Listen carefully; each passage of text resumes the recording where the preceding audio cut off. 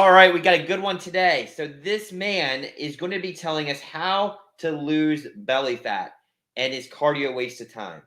Now, I love my cardio, but I also know a thing or two when it comes to working out. So if you don't know who I am, my name is Mike Over. I've been featured in ABC News, Men's Health, T Nation. I write for many publications, and I also have been doing the song and dance for about 14 years. So I want to give my insight because I love helping, making sure stuff's good knowledge that's being put on the web. Let's see what this guy has said. All right, here we go. Let's rock. Why cardio is a waste of time for fat loss, and I'm going to explain the #1 exercise to lose your belly fat. Hey guys, what's going on? This is Paul Ravella from ProPhysique.com, and guys and girls, I've been going through this journey for the better part of the last 30 years of my life, and I love helping you guys reach your goals. And recently I went through a transformation. Looked something like this. I was around 230 pounds. I've lost a lot of body fat. As you can see, I'm down here. Here's kind of currently what I'm looking like, right? And my goal is to help you guys lose belly fat. And I got a great question on my Instagram direct message. Essentially, the question boils down to this. There's a lot of information out there that says cardio is a waste of time for fat loss. Can you explain? And certainly I want to explain why I think that certainly can be true. The first thing I want to address is this idea that cardio is overrated when it comes to losing belly fat. And I can certainly agree with that, but it all comes down to a few things. First, our understanding of what belly fat is and how we get rid of it. Second, our understanding of what cardio is and what it is not. I think most of us have a direct association with cardio or cardiovascular exercise. Most people, if you ask them, they would say it's one of two things. It's either going for a run or like a bike ride, or it's doing something like a sprint, right? These two forms of exercise are certainly cardio, but they are neither the exercise that I would suggest you do if your goal is simply to lose body fat and lose belly fat. I would suggest you go for a jog if you want to get good at endurance exercise. I would suggest you go for a sprint if you want to get better at sprinting or do something that's more explosive. If your goal is to lose belly fat, let's talk about the process of losing belly fat and how that happens. It does not happen simply through losing a little bit of body fat. It happens through enduring quite a bit of fat loss, depending on how heavy you are. For most men, we're talking about getting down to somewhere around 10, 12% body fat before you have a visible defined core. For women, you're probably looking at 15 to 18% body fat, as women inherently just carry a little bit more body fat. So how do we get there? Well, we can't get there just by going for a jog every day or by running a couple sprints every day, because there are some things that must happen for a long period of time for us to reach our goals. First and foremost, we must be willing to accept the fact that we're going to have to lose body fat for a long period of time. And if you don't love jogging, which you probably don't if you've never done it before, then you're probably not going to keep up with jogging. So we want to talk about sustainability. We also want to understand how body fat comes off. My favorite analogy, I talk about it all the time, is the paper towel roll, right? The paper towel roll, if you look at the fat part of the paper towel, the outside, that's going to be the body fat that comes off first, okay? The last part of the body fat, when we get close to that center of that paper towel roll, for most of us, that's going to be when the fun stuff starts to happen. The lower back fat, the lower abdomen fat, clear and defined core. But oftentimes the body fat that's going to come off first. Now for men, I typically notice the back, the upper back in particular will clear up. I also notice sometimes I'll get some separation in my arms, more in my limbs. And then as I get leaner, it'll move more towards the center around here. And this is when it can get us to a good spot. So a lot of people will talk about exercises for losing belly fat, associating those exercises with training your core. And while I certainly agree with the idea of training your core for the performance and the benefit of having good stability, right? You want to have good stability in your core. It connects the upper and lower body. However, doing ab exercises are not going to get you abs.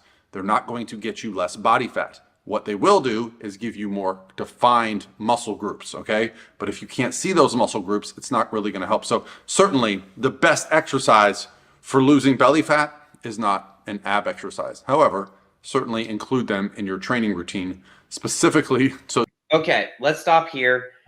Right now, I feel like this man is definitely getting on the right track, but he's taking a long time to get there. Now, I will agree that cardiovascular work is not needed for fat loss, but a lot of people also need to understand that it is needed for your overall health. Okay. You can't say you don't need cardio. You do. Okay. I just like to tell clients to treat it like your side dish, okay? If you're a dude, I'm sorry, you're going to want to learn to run and sprint. Otherwise, when you start to keep up with your kids and you sprain your ankle or blow your Achilles and you wonder why, well, you didn't train it. So yeah, you might not be wanting to train like an Olympic athlete and not have to sprint every day or 3 days a week, but you're going to want to sprint from time to time. You're going to want to add some plyometrics to your training. You're going to want to run. You're going to want to do things to make sure that you can be a healthy individual, not just walking into a gym with some combat boots and some jeans, pumping some iron and calling yourself fit and healthy. So while I agree that you don't need it, I don't agree that it's not beneficial and that it shouldn't be part of a fat loss plan. It should be a part of everybody's program, whether you need it or not. What they will do is give you more defined training routine, specifically so that you can have good definition when you lose the body fat. We don't want to get down and realize we have no muscle there. So I always suggest when losing body fat that the primary focus be around resistance training, especially if you want to have that ripped look. Ripped or shredded, most people associate that with a lot of muscle and low body fat, okay? So the number one exercise, sorry guys, it's not going to be an ab exercise, but wait till the end of the video, I'm going to tell you exactly what it is. So let me explain the 2 steps that you need to lose body fat so that you can get to the physique that you're after. The 2 steps are going to include 2 things. Now, we've all heard the idea that exercise is not going to get us where we need. It's all about diet. Well, I disagree with this. I think there are 2 steps. It is diet and it is activity. So let's talk about our diets. What does your daily routine look like? Do you have any idea what your total calories are? If you don't, that's likely where you need to start, okay? I would never suggest someone undertake an exercise program to lose body fat with having no accountability or no idea where their calories are at. And if you don't even know where to start, guys, I've got you free, prophysique.com/calculator. Go there, put in your age, put in your activity level, put in a bunch of information. It's gonna calculate your total daily energy expenditure, and it's gonna calculate for you how many calories you should be eating to gain weight, to maintain weight, to lose weight rapidly. It's also going to help you break down how those calories, how those macros should look. It even helps you break down your meals. Why, guys? I get these questions all the time and I just want to provide value, okay? If you don't need direct coaching from us, which you can get at prophysique.com, you can start this process to lose that body fat. So now we've got some accountability. You've done the nutrition. What is the number one exercise? So you heard me talk earlier about the idea of cardio. We all have this idea of cardio that is jogging, that it is sprinting, that is maybe playing sports, something that really gets your breathing deeper, makes you break a sweat. But very few people of us associate walking with exercise. However, the definition of cardio is a rhythmic exercise that increases your resting heart rate. Well, walking does fit that description, so technically it is exercise. However, the real reason that I love to use walking is because, well, I'm going to explain how we start looking like this and how I get to here, and the only thing I do is change my walking. So let's start with your daily activity.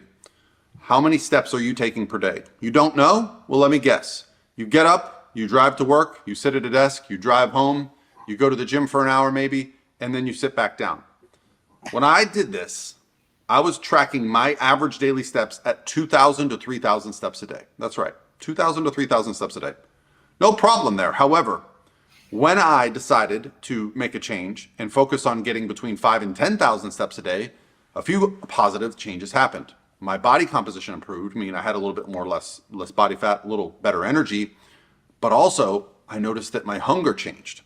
So what does this getting steps count? Well, it just means you get up, you go to the mall, maybe you park a little further from work, maybe you take the stairs at work, maybe every time you have an opportunity to do something, you walk there instead of driving there. If you have some opportunities to move more, maybe you need to be like me. Maybe you need to have a treadmill at your house. I get up every morning before my day gets started, before the kids are awake, before my clients start emailing me, before my videographer starts begging me for footage so I can put out some YouTube content, before anybody gets their claws into my day, I have already done my exercise cardio for the day, and it's just walking. So why do I love walking? Well, it can start as an outside walk.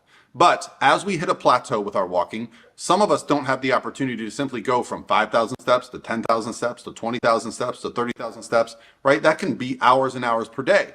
However, you can burn more calories in the same amount of time by adding intensity to your cardio. How do you do that? Well, with a treadmill, you simply add speed or add incline, okay? And if you're really adventurous, you can add weight like a rucksack. That will add a lot of calories. Now, I did do a video on how many calories you burn through different cardio modalities. I'll put a link to that here. So if you're curious, if anybody is bothering me, I have got a head start on my day. And guess what happens when you get a head start on your day? You want to make the rest of the day just as good. I think this is a good key. I mean, a lot of people don't value the importance of walking, and it is so easy to do. Very easy on the body. You can oxidize more fat as fuel. You can vary tempo. But I am not one to walk on a treadmill or get up early to walk. If I'm going to get up at 4 a.m., I'm going to work out. So some people, whatever fits and floats your boat, you go at it. But what I tend to think is do your important thing in the morning, but then fit in your walking throughout the day. Take breaks. Get up every 30 minutes. Walk around the block. Go at night. It's nice out. Walk outside. You get dopamine when you're walking towards something. When you're on a treadmill, I don't get the dopamine hit. I love that whenever it's like a feeling of going towards something. So if you're walking and you want me as a coach, I'm going to tell you to get outside. But that's my 2 cents. But so it helps me with diet adherence. It helps me feel good. My energy is higher throughout the day. And if I need to, and I hit a sticking point, guess what I can do? I can add another cardio session either after my workout while I'm already at the gym, or I can just come home and do another one. Now, not everybody has the opportunity to have a treadmill at home, I understand. But if you live in an apartment complex, if you have a gym that you go to, you're going to have the opportunity to do some cardio. So look at ways that you can fit more movement into your schedule. And it's a good mental health time for me. I like to put something on the television, maybe a documentary, maybe a TV show, maybe it's the Jersey Shore. I don't know. Whatever I'm in the mood for that just gets me through some cardio and allows me to enjoy my time, I've got my guilty pleasures. Now, finally, what is the one missing ingredient for most of us to make a change in our lives? It is setting a timeline. If you tell me that you're going to lose some weight, I don't believe you. If you tell me that you're going to do a bodybuilding competition or you have a deadline, I am more inclined to believe it's going to happen. And so for you guys, I want to provide something. If you're watching this video and it's not yet July 15th, you have the opportunity to sign up for our Transformation Challenge, where we are providing nutrition plans, including vegan options. I do like this video. I think he had some good points, some good takeaways. Overall, whenever he's saying cardio is not important, I don't think that, and I don't think that it should be thrown out the door. I do think walking is important, but I also, as a dad, believe that all sorts of cardiovascular work are needed. Okay. I love sprinting. I love running. I love biking. I love doing the air bike. I love pushing myself on a rower. I love doing Metcons. I love jumping.